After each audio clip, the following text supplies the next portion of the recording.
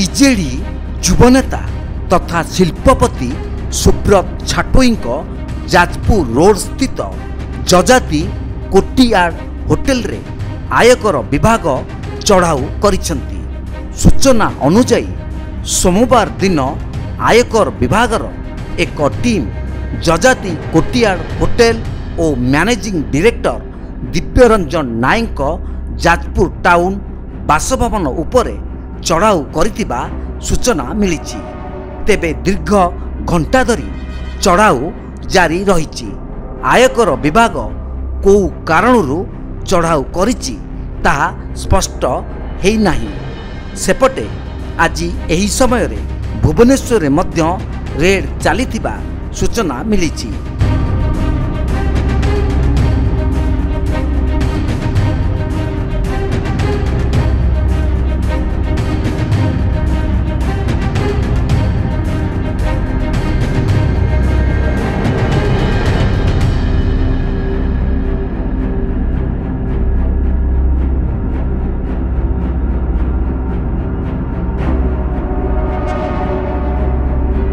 Jajpur ବ୍ୟାସନଗରରୁ Jyoti Prakash ଭୂୟାଙ୍କ report, Tirth Kshetra live.